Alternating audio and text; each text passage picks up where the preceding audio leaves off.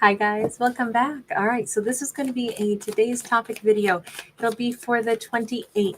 And I just realized that I don't think I pulled a birthday card for somebody on the 27th. So I'm going to, at the end of this, I'll pull a birthday card for the 27th and the 28th. My apologies. I just remember, I think I failed on that. Okay, Prince of Cups.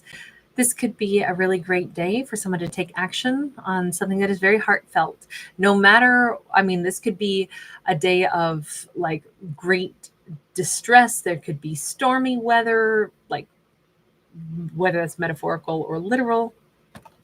We have a backdrop of a lightning strike on this, dark and stormy sky, and yet he comes in like a hero. He comes in with his heart's pure, comes in, wow, 10 of Cups. He brings a rainbow after the rain. Okay, whoever this is, we like this character. He does have a lot of honor, pure intentions, noble intentions. He's all in silver and gold and riding a white horse. So all of that speaks of purity and nobility and, just really like strong intentions, the best intentions. And he is arriving on the scene again, like a ray of sunlight on an otherwise like difficult day, difficult moment. So I'm just going to say he is our hero. We do have a hero coming in.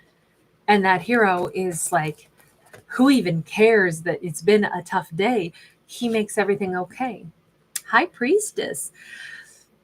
A High Priestess has kind of known that this day would come, even if she didn't know when, she didn't know how. That High Priestess energy, if he's approaching her, I feel like it's her having the bad day. 5 of Wands. He has thought himself in circles about whether or not he should approach and then just suddenly decides to. It may be because she may not be the only one who's highly intuitive. She and her energy could have been pulling him in. It's interesting because he's not expecting that she's having a bad day, though. He's expecting she's in a really empowered day. And that could be why he's like, I don't know, should I do this? Let me think about this. Do I reach out to her? I mean, I don't want to disrupt her really great life, her really great day. She's not having a really great day. She's having a very difficult day from what I see here. Let me double check that. To me, it looks like the High Priestess is having a difficult day. It's a day full of work, work, work. 8 of Sacred Circles, very hard work. It doesn't mean that it's bad. It just means that she's like really having a lot go on in her life. There's a lot of expectations. There's a lot of effort being put in. Are you calling his energy in on this day for a reason, High Priestess? The moon, she's like, hey, it's not just me, okay?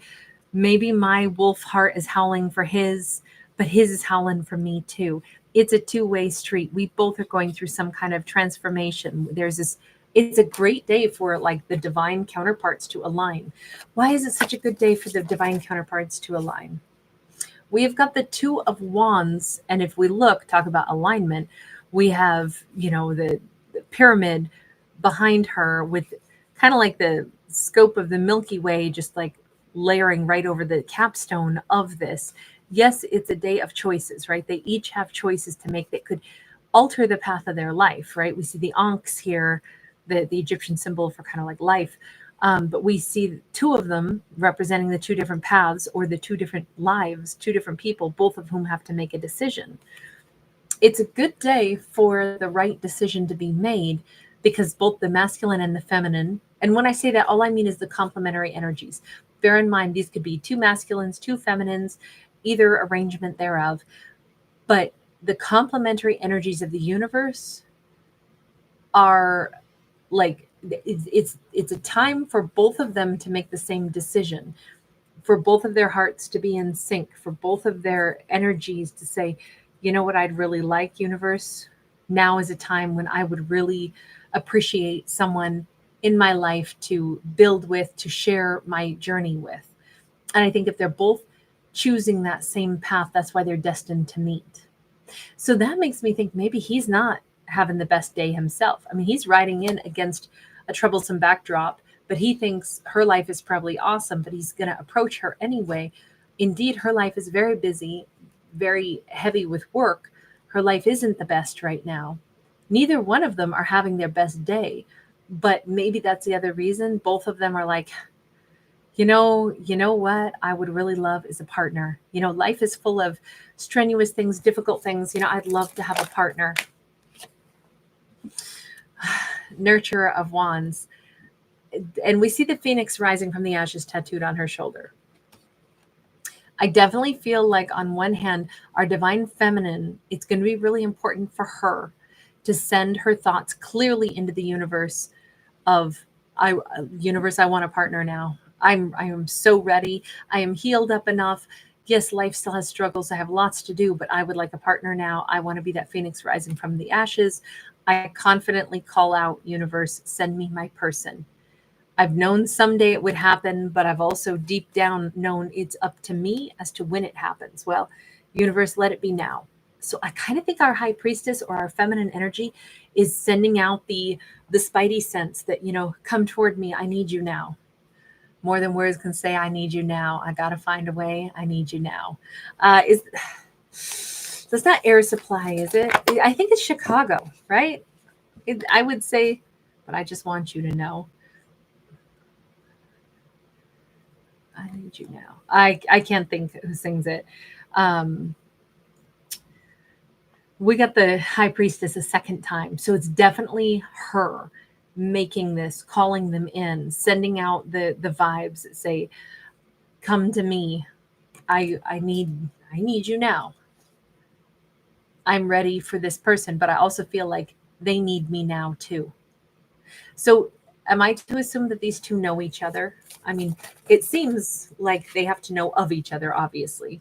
The star. Yes, she has definitely been their wish fulfillment. These two are probably at a distance from each other. This is probably a long distance situation. Yeah, and there's been no sudden action reaching out. There's been probably no communication whatsoever. This is the action of swords, the Knight of Swords in the reverse. There's been no communication. There's been nothing. So this could be two people that haven't really even connected, but they've thought about each other. They have had mutual attraction. Finally, it's time to just talk. It does begin, though, with her sending out the spidey senses of, I want someone now, and I think you do too. So I'm ready now. Five of Swords. This could be, if they did ever talk, they ended on a bad note. But if he's wanted to heal things with her for a while, I guess that could be the way to interpret that star also. Tell me about the Five of Swords. It's either she's been like keeping everybody else at bay. We've got the Mastery of Cups in the reverse. That's a King of Cups in the reverse. That's somebody who's been emotionally manipulative, somebody who has not shown their emotions. Look, all I can say is, at least on our feminine side, it's like, I will not deal with someone who doesn't open up to me. I am more inclined to say that certainly our feminine is like, I will not ever call in somebody who cannot match me and open up their heart to me. But if there is somebody out there who's ready to open up their heart to me, I'm ready to receive that person. And I sense that there is somebody out there for me. Because this is the high priestess coming out twice, I am way more inclined to say these two, it could be a very serendipitous meeting. These two have not spoken before. I don't feel like they had a fight. I don't feel like these two have known each other. Not as romantic partners. I think she has dealt with people that didn't open up emotionally, and she's like, never again. But I don't see this as two people who've already had like a dating scenario. Four of Cups, sitting by the tree of life, feeling bummed out, feeling like there's been missed opportunities, feeling like there's been illusions. All of this here says a high priestess has felt like she got it wrong before. She maybe believed somebody was supposed to be her end all be all, and it didn't work out, and they weren't the right person. But she's always held on to this idea that I know the right person is out there, and when I'm really ready for them, that's when I'll meet them. I kind of feel like that's more where she's at. And I think she is our primary. I know it started out with him taking action first, but I actually feel like it's our feminine energy that is calling this in, that is so ready for him to come toward her, even though I do not think that she has met him before. This feels more like a single person's message, a single character, The High Priestess is like single, and she's like really, truly ready for the partnership that she's aware she's just now truly ready for partnership. King of Swords. Somebody who's ready to talk, somebody who's ready to be truthful, somebody who's ready to be mine, somebody who knows what they want, someone with a singular mindset. Okay, masculine, it seems like you are in the energy of, we got the Girl of Discs, which would be the Page of Pentacles. He's like, we do have the Elephant, which is about memories, but maybe I'm wrong. Maybe these two did deal with each other before, and then it's like, I will not talk to them unless they can open up. Maybe he's just now ready to open up, and his brain immediately goes to her. There is a reason that these two are both drawn to each other now. And it is because there is an alignment. This is the right time for two hearts to say, I want happiness and I want companionship. Two of Swords. We've got a couple black holes here. And that Two of Swords is like, normally it's about blocking things. It's about stuff that we don't see. But those black holes, are kind of like the great mystery. It sucks everything in. It pulls on universes. It has its function too. Six of Wands, 10 of Swords. On his side, it's like he's really ready to give to somebody. I don't think he was before. I want to say possibly there was way too much ego before, and a lot of that has fallen by the wayside. A lot of it just doesn't matter to him anymore. He's not somebody who lets his ego get in the way. I think he's really ready for partnership also. We know that the High Priestess is like, I always knew the day that I'm really ready is the day that I'll meet someone. And he's over here saying, I know that once my ego is no longer the most important thing, that's when I'll be ready for someone. And I just think that this is the right time for both of them. Final message on this. Nine of Swords. Ooh, this could be a nerve-wracking day, because there's this understanding that, remember we had these dark skies, right? We have thunderclouds and stuff. We have neither person having the best day, but maybe that's why it's like, who cares? I mean, this is already a crummy day, so who cares about, being shy or feeling foolish or having ego in the way? It's a crappy day. I just want something good now. Can I just have something good? It almost feels like that's going to be the thing that helps them both get over fears. How do these two talk or interact? Nine of Swords says there's worry around communication. Seven of Pentacles. The thing is, we got like all the dinner plates here. This seems like two people that are going to be talking over like a meal, or maybe they meet at the grocery store, or maybe they both take themselves out to dinner at a restaurant alone and sit at the bar and they wind up having conversation. If these are two people that have never met, they could both be doing something a little bit scary, a little new, like, you know what? I'm ready to go meet somebody. I'm sick of being alone. I'm going to go out to dinner myself. And that could be where they meet, and they sit and they talk for a really long time. Now, this could also be somebody putting out the phone call around dinner time and being like, okay, I'm freaking out here. This could be the divine masculine reaching out, calling out. But this is a huge benefit. This conversation is really important to have. It is the right time. That's all I can say is it's the right time for these two. It's the right time in their hearts. It's the right time for them, both of them. This wouldn't work except that both people are in that same head and heart space. They're both ready for companionship, relationship. They'd both really like to be together or to have someone in their life.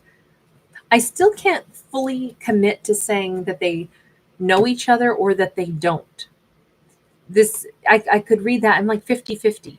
Either they have known each other before and now they're finally ready to get together, or they've never met each other and this is two total strangers that are just saying, I'm ready to love someone, and that's why they meet.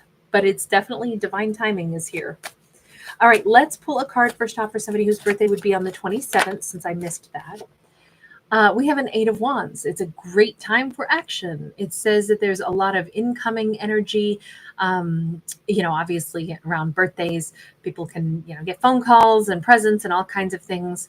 But it's bigger than that. It's like, wow, this is really brightening up my life. It's making me, filled with new ideas. It says be mindful of conversation and opportunities that come in right now, because a lot of those could be divinely guided.